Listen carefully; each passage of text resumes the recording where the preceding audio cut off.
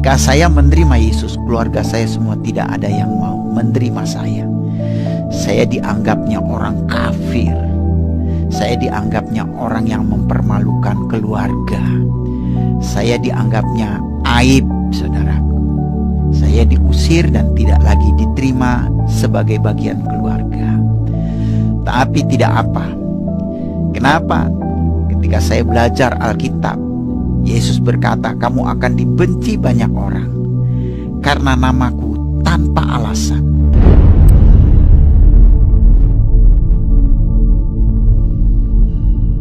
Shalom, salam kasih, damai sejahtera di dalam nama Tuhan Yesus. Saya tidak pernah berpikir menjadi hamba Tuhan. Ketika saya masih muda, saya cuma punya cita-cita pengen jadi orang kaya dan terkenal. Dan itu saya perjuangkan dalam hidup saya. Ketika saya tahun 68 dari kampung halaman pergi ke Jakarta untuk mengadu nasib. Modal ijazah saya waktu itu cuma SMP, karena bapak saya pensiun. Lalu dia berkata, aku gak bisa lagi menyekolahkan kamu sampai SMU. Ya, kalau kamu mau sekolah sampai SMU, ya sekolah sendiri aja, cari biaya sendiri. Bapak udah gak mampu, karena bapak sudah pensiun, cuman makan uang pensiun yang tidak seberapa. Lalu saya pergilah merantau ke Jakarta. Sampai di Jakarta benar juga kalau orang berkata sekejam-kejam ibu tiri lebih kejam ibu kota. Dan saya merasakan itu. Saya melamar ke sana kemari dengan ijazah SMP tidak berlaku lagi, saudara. Apa boleh buat untuk memenuhi kebutuhan perut? Saya jadi tukang parkir liar. Lalu saya juga jadi tukang sapu, saudara, di sebuah kantor, saudaraku. Yang penting saya dapat uang untuk makan, bertahan hidup. Tapi satu kali saya melihat Taman Ismail Marzuki dibuka oleh Gubernur Ali Sadikin. Dan saya lihat ini sebuah kantor baru. Mudah-mudahan saya dapat peluang. Saya besok akan memasukkan lamaran saya dengan modal ijazah SMP. Terpujilah Tuhan.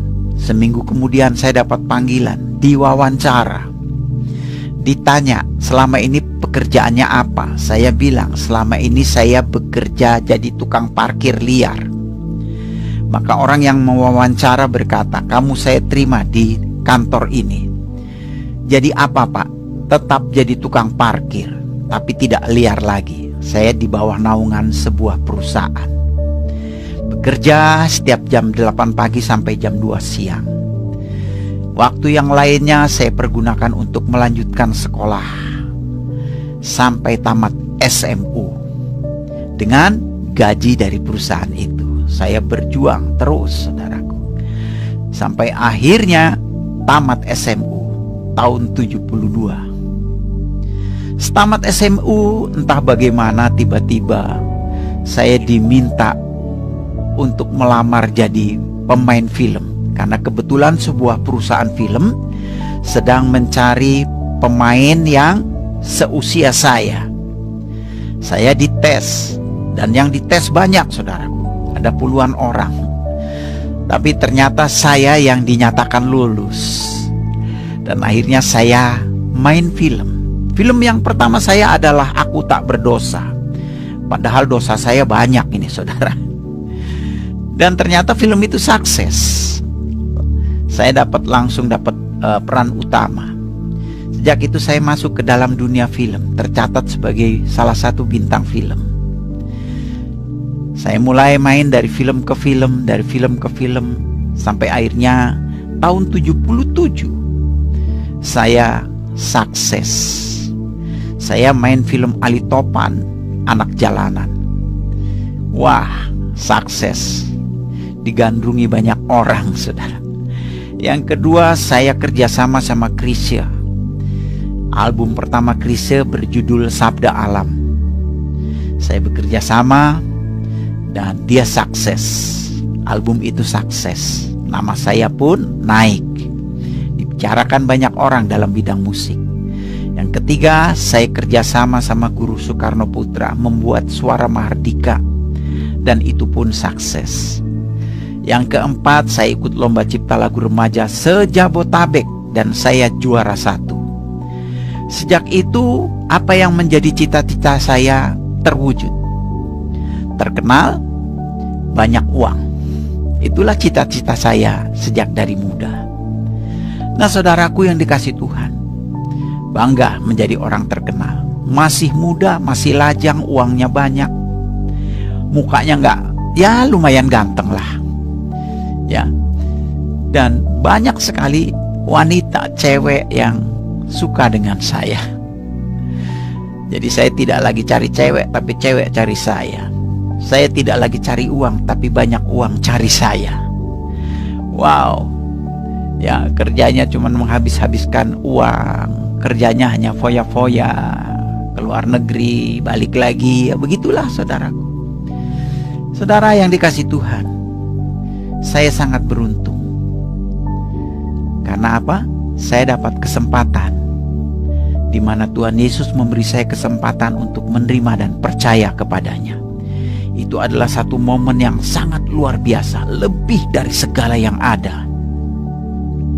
Karena itu Yesus memberikan perumpamaan. Ada seorang yang sedang menggarap tanah. Ketika ia menggali tanah tersebut, dia menemukan harta yang terpendam. Dia timbun kembali, lalu dia pulang dan dia menjual seluruh aset hartanya hanya untuk membeli sebidang tanah tersebut. Saudara bayangkan, seumpama hartanya yang selama ini dia miliki menjadi kebanggaannya karena jumlahnya begitu besar. Ketika dia menemukan harta yang terpendam, semuanya tidak lagi ada artinya. Dia jual, saudaraku. Itulah yang terjadi dalam hidup saya. Ketika saya menerima Yesus, percaya kepadanya, yang lain itu tidak ada artinya, saudara. Itu sebabnya ketika saya menerima Yesus, Tuhan mendorong saya, Tuhan membimbing saya, Tuhan mengajari saya, memberikan pengertian dan hikmat. Sehingga bagi saya, Tuhan itu seperti harta yang terpendam. Saya tinggalkan seluruh pekerjaan saya tinggalkan semua yang menjadi kebanggaan saya selama ini. Dan saya hanya mau ikut Yesus. Dan saya berkata, Tuhan Yesus, apapun yang terjadi, mau susah, mau senang, mau mati, mau melarat, mau miskin, mau dimusuhin keluarga, saya tetap ikut Engkau, Tuhan. Dan itu terjadi dalam hidup saya. Ketika saya menerima Yesus, keluarga saya semua tidak ada yang mau menerima saya. Saya dianggapnya orang kafir. Saya dianggapnya orang yang mempermalukan keluarga. Saya dianggapnya aib, saudaraku. Saya diusir dan tidak lagi diterima sebagai bagian keluarga. Tapi tidak apa. Kenapa? Ketika saya belajar Alkitab, Yesus berkata, kamu akan dibenci banyak orang karena namaku tanpa alasan. Musuh seseorang adalah orang seisi rumahnya. Nah, saudaraku, itu tergenapi dalam hidup saya. Saya bisa memaklumi. Ya, saya tetap ikut Yesus apapun yang terjadi. Saudara yang dikasih Tuhan, saya berjuang. Belum lagi saya diproses. Tuhan izinkan saya jatuh miskin karena tidak lagi punya pekerjaan. Tuhan izinkan saya tidak punya apa-apa, tapi saya punya standar. Firman Tuhan berkata, kalau ada pakaian, makanan, cukuplah. Itu standar saya. Karena segala sesuatu ada waktunya. Kita sebagai orang percaya kadang-kadang kita diuji, saudara. Kesetiaan kita, kesungguhan kita lewat apa penderitaan yang kita alami. Dan saya mengalami ujian-ujian itu di dalam kehidupan saya. Saya tetap bertahan. Saya jalani hari-hari saya, mengalami penderitaan, kesusahan, kesulitan keuangan. Ya, makan saja saya harus ngebon ke warung. Ya, ngutang ke warung, saudaraku. Selama 8 tahun saya jalani hal seperti itu. Tapi tahun ke-9 Tuhan mulai buka jalan. Tuhan mulai memberikan berkat buat saya. Ya. Saya dibawanya ke luar negeri untuk jadi saksi, melayani, dan Tuhan mulai memberkati saya. Puji Tuhan, saya sudah jalani kehidupan bersama dengan Tuhan selama 40 tahun. Ini hal yang luar biasa. Ya, bagian saya cuma bertahan. Tuhan yang mengerjakan segala sesuatu. Tuhan yang memberikan apa yang menjadi kebutuhan saya, baik rohani maupun jasmani. Kalau Tuhan sudah mengangkat, tidak ada yang bisa menurunkan. Kalau Tuhan sudah membuka pintu, tidak ada yang bisa menutup. Itulah Tuhan saya, namanya Yesus Kristus. Dia adalah satu-satunya juru selamat dunia. Yang percaya tidak binasa, yang tidak percaya akan binasa.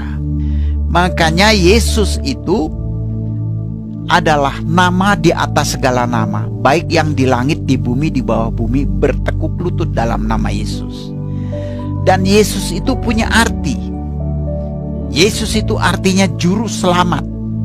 Karena itu dia datang ke dunia, motivasinya cuma ingin menyelamatkan setiap orang yang mau percaya. Aku datang bukan untuk orang benar, tetapi aku datang untuk orang berdosa. Jadi setiap orang yang menerima Yesus, dosanya bukan akan diampuni atau bukan ya semoga diampuni, bukan ya nanti diampuni, tidak, tapi sudah diampuni. Dan perlu diketahui juga bahwa Yesus datang ke dunia tidak menciptakan agama, tetapi dia datang ke dunia menawarkan hidup kekal bagi setiap orang yang percaya. Karena itu firman Tuhan katakan, karena begitu besar kasih Allah akan dunia ini, sehingga ia mengaruniakan anaknya yang tunggal, supaya setiap orang yang percaya kepadanya tidak binasa, melainkan beroleh hidup kekal. Oleh karena itu, saudaraku yang dikasihi Tuhan, sebagai orang percaya, marilah kita manifestasikan iman kita. Ya, orang-orang yang belum mengenal Yesus, yang belum percaya kepada Yesus, kita bawa mereka kepada Yesus supaya mereka juga mendapatkan pengampunan. Karena apapun yang dilakukan orang beragama, sesaleh apapun yang mereka lakukan, satu yang mereka butuhkan adalah pengampunan. Banyak orang berpikir agama bisa mengampuni orang, agama bisa menyelamatkan orang dari kebinasaan. Tidak. Ya. Jangankan agama Islam, Buddha, Hindu, agama Kristen pun tidak bisa menyelamatkan orang. Yang bisa menyelamatkan orang itu adalah juru selamat dunia. Dialah Yesus. Oleh karena itu, saudaraku yang dikasihi Tuhan, mari kita sama-sama bergandengan tangan berdoa buat bangsa ini. Kalau ada kesempatan kita bersaksi, kita bisa cerita tentang Yesus yang adalah satu-satunya juru selamat. Saudara yang dikasihi Tuhan, berbahagialah kita yang mendengar firman Tuhan dan melakukannya dalam kehidupan sehari-hari. Tuhan Yesus memberkati. Amin.